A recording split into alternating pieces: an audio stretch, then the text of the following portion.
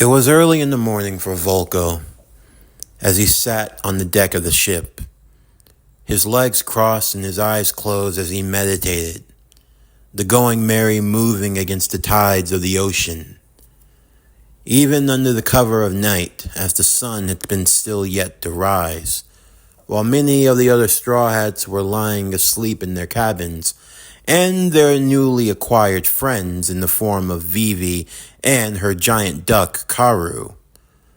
Volko took the time to meditate and to reflect, thinking about how far their journey had led them and where they still had yet to reach. He couldn't help but think about that time when he first arrived in Fuchsia Village. It was shortly after he had received news of where the famed child had been. A child whose identity had to be kept secret for obvious reasons, given who the boy's father and mother was. He'd never forget when he met Monkey D. Garp, knowing full well the severity of the situation. The kid's got a lot of spirit, Garp would say. But he's more stubborn than anything else. Keeps going on and on about wanting to be a pirate. I can't say it's the best profession in the world. Right? I'm trying to convince him to become a Marine. Use all that strength and put it to good use. But him and the other two, it's almost like they're lost causes at this point. Being a pirate, it's not going to do them any favor. Especially for the oldest of the three, given who his father is. The famed king of the pirates. Yeah, his mother had to go through hell just to give birth to him. And he's going to throw it all away by trying to become a damn pirate. At first, I thought these were just their little games. You know, like cops and robbers. I figured they'd eventually grow out of it. But no, they're dead set. If I can't do anything about it, then I'm not going to sit around and watch them throw their lives away. And what about the other child? Luffy. Yeah, he's set to follow on a similar path. Has his powers, have they begun to manifest? Not from what I can see. Although, the boy certainly likes to spend a lot of time swimming in the ocean. It comes natural to him like breathing, although he probably doesn't fully understand what he truly is or what he's capable of.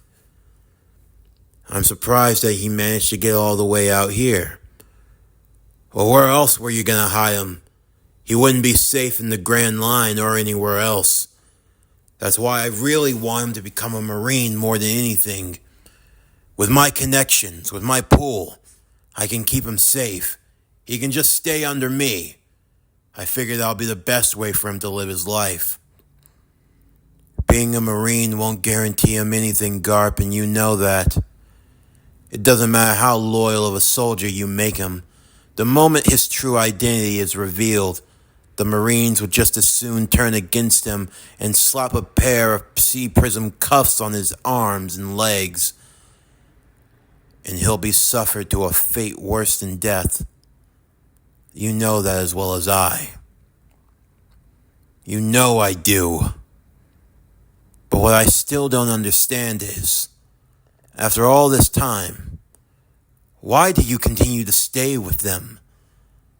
You know what they're truly capable of. The things that they've done. You know that in the end it's just I do. Don't think for 1 second that I agree with how they're ran. You think I give a damn about the Celestial Dragons or the Gorosei? I don't. As far as I'm concerned, they can all kiss rocks. It's about the people, Volko. The people need someone to look out for them.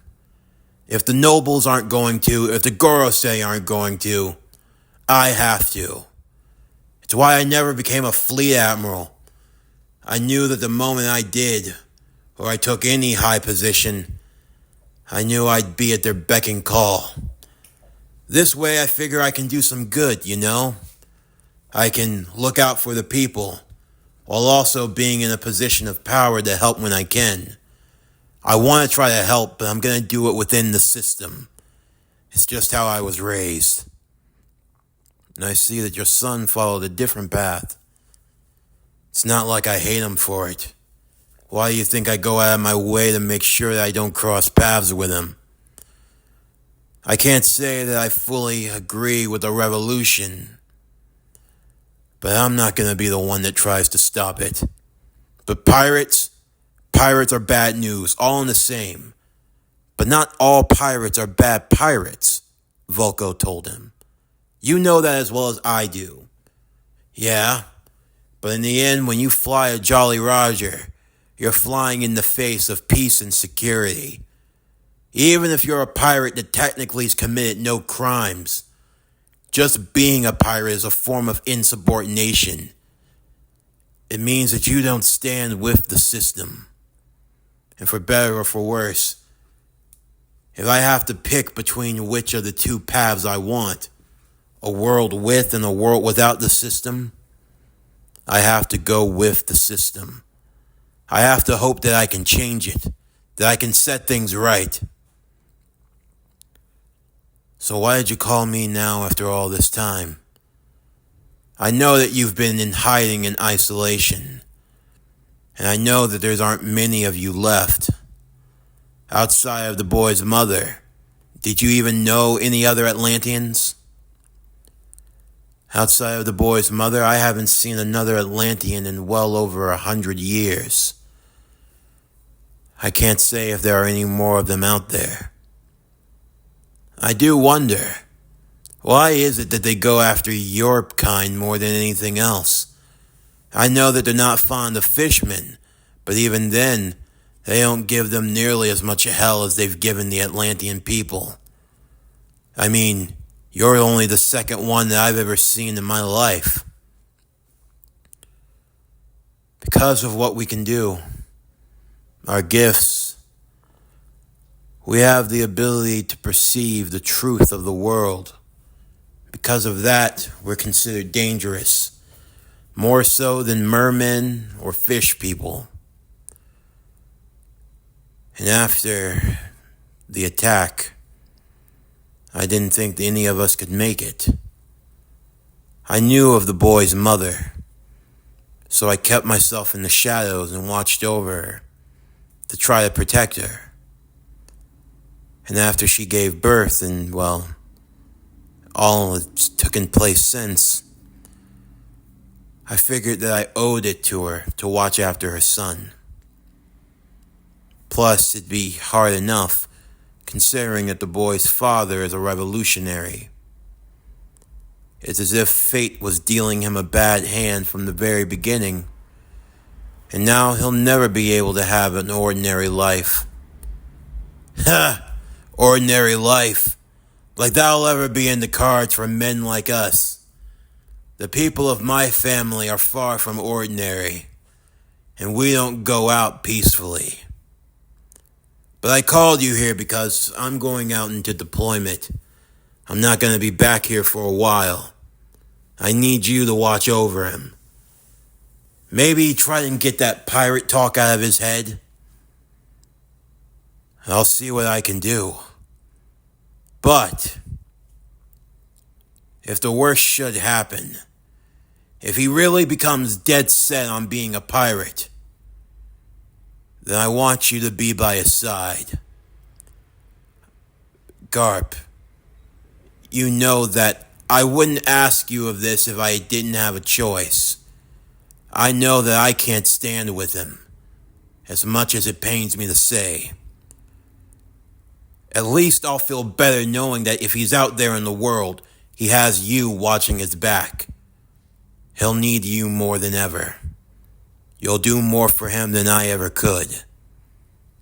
Please, keep my grandson safe. Safe from all of us. From then on, Volko took on that responsibility.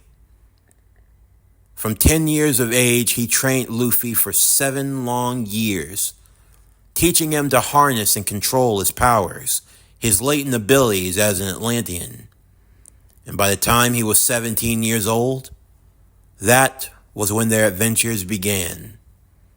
Of course, along the way, Volko tried everything in his power to get Luffy not to walk down the road of a pirate. In fact, he didn't want him to take the road of a pirate or a marine. In a perfect world, they would have lived the rest of their lives in Fuchsia Village, serving as its protector from pirates and bandits, always staying low-key in the East Blue, never going out or venturing too far, never getting into trouble. And hopefully, they could live to ripe old ages and die in peace and sleep. But that seemed like it wasn't in the cards for them. Luffy was dead set on his dream, to become the king of the pirates. And for Volko, as lofty of a goal as that might seem, he had a promise that he would keep by any means necessary, which meant that he would follow Luffy to the ends of the earth, across the Grand Line, into the New World. And whatever foes, whatever trials that they faced, they would face them together. Back in the present day, the Straw Hats would arrive to the island of Little Garden, where at this point in the timeline, much of the story would take place as in the original, with the Straw Hats now taking Princess Vivi Nefeltari of the Alabasta Kingdom into their care, as they were hoping to arrive to her home country. The log post would stop them to the island of Little Garden, where they would meet 2 giants from Elbath, Dory and Bragi. Here, Volko's knowledge of the world would prove to be useful, as they would learn that Elbath was one of the islands in the New World, all the way across the Red Line. This would give Usopp much motivation, seeing the warrior giants of Elbath and believing that he too could set out into the seas, going farther and becoming a great and mighty warrior, only causing him to look further to his dreams. But in the meantime, there would also be more trouble afoot, as more members of Baroque Works would be setting their sights on the giants, who each had 100 million berry bounty on their heads, as well as the Straw Hats. This in the form of Mr. 5, Miss Valentine, Mr. 3, and his partner, Miss Golden Week. With the abilities of Mr. 3, who had the powers of the candle fruit, or the wax fruit, whichever interpretation you choose to use, the Straw Hats would find themselves engaged in battle with more members of the organization of Baroque Works. Only now, the situation would have changed. For one, Zoro's newly found powers in this timeline would prove to be of an even greater effect. While of course, Zoro now inheriting the power of a Green Lantern of all things, as given to him by the former pirate member of the Roger crew, a man you all know as Alan Scott, but in this world served as the archaeologist of the Roger Pirates. He was known as the Emerald Scholar, or the Green Pirate of Death, the Emerald Pirate. Alan Scott, the Green Lantern. Zoro, now in possession of Alan Scott's ring, would be able to use it to great effect, not just in creating swords, weapons, or any other constructs, but he can even create the construct of fire and flame. Doing so will allow him to melt himself along with Nami and Vivi from out of the wax encagement of Mr. 3, allowing for them to get the upper hand against the members of Baroque Works, finally getting a chance to defeat them once and for all. But this would only be but a small section. In the meantime, Sanji, while attempting a rescue, would find himself on the receiving end of a mysterious call via Din Din Mushi. Unbeknownst to him, the call came directly from Mr. Zero, the leader of Baroque Works.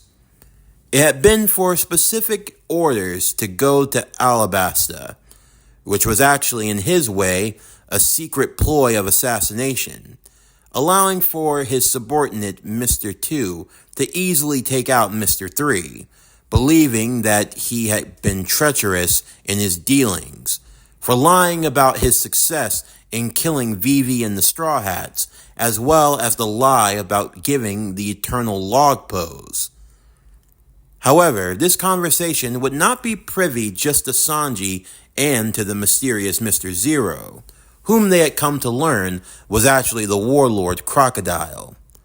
But in actuality, members of the Marine Force, led by Captain Smoker, who had been chasing after the Straw Hats even into the Grand Line, had managed to pick up the receiving end of the call and was able to loosely translate some of the words spoken. Straw Hat, Mr. Zero, Alabasta. For Smoker, he wasn't sure what was going on, but after the capture of a member of Baroque Works and the confirmation of the organization's existence, Smoker now knew where he had to set his sights. He had had an uneasy feeling when facing off against Luffy, the boy with the trident. He felt a mighty spirit coming from that boy. It was something he couldn't shake. It was something that he knew was dangerous, and if he didn't stop it now, it could turn into a major problem later. As such, Smoker, Tashigi, and the members of their fleet would be setting their sights towards Alabasta to intercept the Straw Hats and to uncover the mysteries of what was going on in that kingdom. However, not too far off, as the Straw Hats would pull away from Alabasta, having said goodbye to their friends in Dory and Bragi, and hoping that they would all have a chance to meet and reconvene once more in the new world, and Usopp especially, making the promise to see both of the giants in the new world when they eventually arrived to Elbath. A dark black submarine would be stoking away with the information that they had managed to gather. An older man in a black militarized combat suit, along with his son, being observant of what they had learned. That damn Smoker. He seems like he's on the track of the Straw Hats also. What do you want to do, Pops? I mean, we've got the clearance over them easily. All we gotta do is tell them to back off and... Nah, we're not gonna do that. I say let them keep searching. But why? Won't he just get in our way? It's all about creating opportunity. It's about knowing when's the best time to strike. Smoker is a lot of things. A pesky sort. We take him out now, he'll just go around asking questions later. This has to be kept top secret. No one can know about what we're after, not even members of the Marines. It's gotta be pretty big when they don't even want members of their own fighting force to know about it. That's only the half of it. You know how valuable an Atlantean is? Just the corpse of one. On the black market, it goes for no less than $1 billion. And honestly, a lot of people get greedy. The moment that they learn about what we're chasing after, they're going to be head on their heels. They start asking questions about why they want an Atlantean so badly. That leads to questions that our bosses don't like. So we keep it discreet. We take out the Atlanteans. And whatever is left of the Straw Hats, Smoker can have them. But Straw Hat Luffy and this Volko, they're ours. And what if he gets in our way?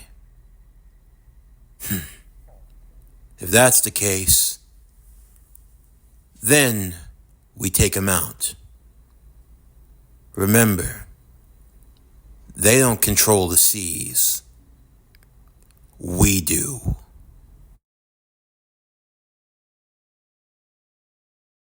This concludes One Piece, King of the Sea. What if Luffy was Aquaman? Season 2, Part 3. As always, if you enjoyed today's video and everything else that we have to offer, then please don't forget to like, comment, subscribe, share, and hit that bell for post notifications so you can stay up to date on everything that is Power Core Productions and Podcastings that's to come out now and in the future. Stay tuned tomorrow evening as we continue with One Piece, King of the Sea. What if Luffy was Aquaman? Season 2, Part 4.